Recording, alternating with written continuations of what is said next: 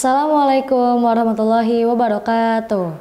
Alhamdulillahirrabbilalamin. Wassalatu wassalamu ala asrafil anbiya'i wal mursalin wa ala alihi wa sahbihi ajma'in amma ba'du. Puji serta syukur mari kita panjatkan kepada kehadirat Allah Subhanahu wa taala atas nikmat iman, Islam dan nikmat ihsan sehingga kita dapat beraktivitas seperti sedia kala. Dan tak lupa, salawat dan salam mari kita curah limpahkan kepada junjungan Nabi besar kita, Nabi Muhammad SAW, yang insya Allah kita akan mendapatkan rahmatnya sebagai umatnya hingga akhir zaman nanti. Pertama-tama, perkenalkan nama aku Lutfiah, dan di sini sebelum aku memulai kultum singkat yang akan aku sampaikan, aku akan membacakan arti dari penggalan surat Fussilat ayat ke-30. Bismillahirrahmanirrahim. Sesungguhnya orang-orang yang berkata, Tuhan kami adalah Allah. Kemudian mereka meneguhkan pendirian mereka. Maka malaikat-malaikat akan turun kepada mereka dengan berkata, janganlah kamu merasa takut dan janganlah kamu bersedih hati. Dan bergembiralah kamu dengan memperoleh surga yang telah dijanjikan kepadamu.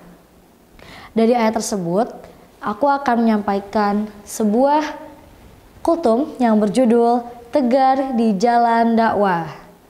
Pertama-tama, sebelum kita masuk ke materi, aku akan jelasin ke kalian apa itu tegar. Tegar adalah kata yang berarti kuat. Berarti kalau misalkan tadi tegar itu artinya kuat, tegar di jalan dakwah artinya kuat di jalan berdakwah. Kenapa sih orang berdakwah tuh harus kuat, harus tegar? Karena seseorang yang berdakwah itu pasti akan mendapatkan banyak sekali rintangan dan juga cobaan di setiap perjalanan atau proses dakwahnya.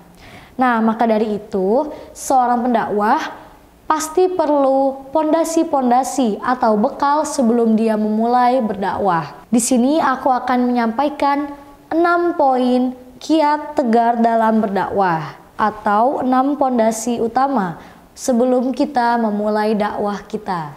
Yang pertama yaitu ada ikhlas, muhasabah, interaksi dengan Al-Quran, yakin dengan keutamaan dakwah, membaca kisah orang-orang, dan yang terakhir yang paling utama yaitu dukungan keluarga. Poin pertama yaitu ikhlas. Kenapa kita harus ikhlas? Itu selalu jadi pertanyaan besar gak sih? Kayak tiap kita mau belajar, tiap kita mau sholat, baca Quran, atau aktivitas lainnya yang bukan aktivitas tentang akhirat, aktivitas dunia pun kita harus ikhlas. Seperti membantu pekerjaan rumah, atau mungkin belajar, atau mungkin mengerjakan tugas organisasi, itu kita perlu ikhlas. Karena dari ikhlas itu kita sudah membuka jalan kita untuk kemudahan kita dalam melakukan sesuatu. Sama seperti halnya berdakwah. Karena berdakwah ini kita menyuarakan kebaikan, kita perlu untuk ikhlas dalam menjalankan kegiatan tersebut. Karena dari kita sudah ikhlas di awal, insya Allah kedepannya akan dipermudah oleh Allah Subhanahu wa taala. Nah, poin yang kedua yaitu muhasabah diri. Kenapa pendakwah tuh perlu muhasabah diri? Kenapa nggak langsung berdakwah aja? Nah, dari muhasabah diri ini kita bisa belajar dari kesalahan-kesalahan atau kejadian yang sudah kita alami.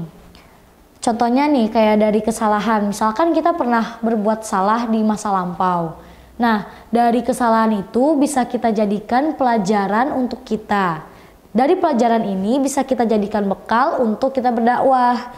Nah, kita bisa kasih tahu nih ke orang-orang sekitar kita, nanti jangan kayak gini ya, nanti kamu kayak gini loh. Soalnya aku udah pernah kayak gini, kayak gitu contohnya. Nah, selanjutnya yaitu interaksi dengan Al-Quran. Al-Quran adalah kalam Allah yang menjadi penolong dan petunjuk untuk kita semua. Al-Quran adalah kitab suci yang dimana isinya itu banyak sekali ilmu pengetahuan yang mungkin belum kita ketahui.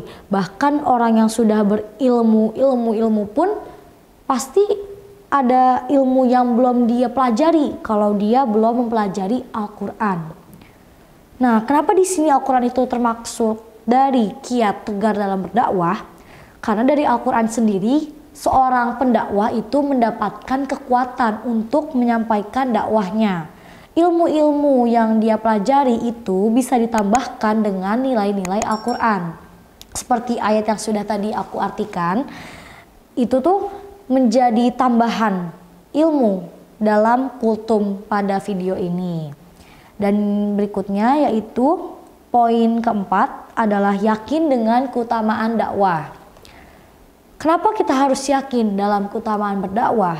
Karena kalau kita sudah yakin dengan keutamaan dari berdakwah, kita akan semakin semangat dan semakin ingin berdakwah. Kita jadi semakin kuat untuk menyuarakan kebaikan-kebaikan yang kita miliki kepada orang-orang sekitar. Dan poin yang kelima yaitu membaca kisah orang-orang. Pasti kita selalu mikir gini gak sih, kayak aku pengen deh belajar sama Kak itu, aku pengen deh belajar sama si Anu, atau aku pengen deh pergi ke sana belajar, kan ntar aku ketemu orang yang lebih jago dari aku, lebih mahir dari aku. Pasti kita perlu referensi atau role model untuk kita memulai segala sesuatu. Nah, berdakwah sendiri kita juga perlu contoh dari orang-orang yang pernah berdakwah.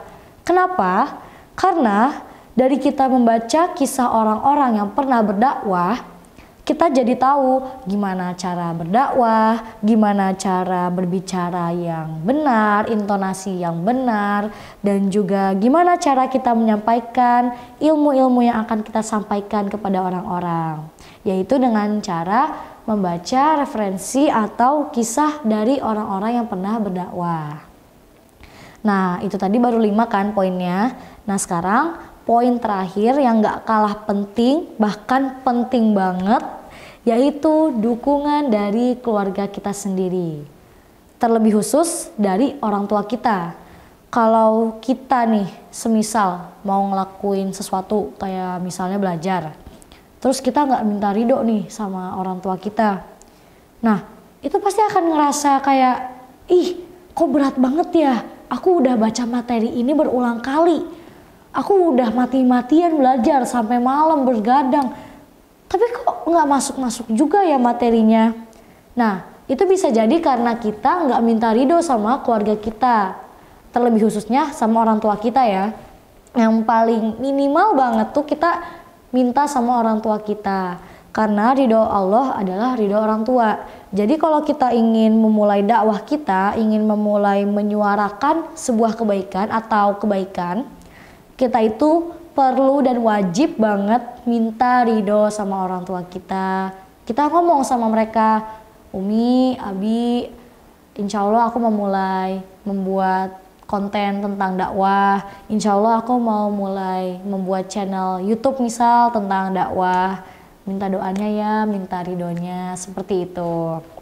Nah, itu tadi adalah 6 poin tentang kiat tegar dalam berdakwah. Sejatinya seseorang itu perlu kekuatan untuk menyuarakan kebaikan. Karena biasanya orang yang menyuarakan kebaikan itu banyak banget rintangannya. Kenapa sih banyak banget rintangannya? Karena dari situ Allah ingin menguji kita. Dan dari situ pula Allah ingin menaikkan derajat kita.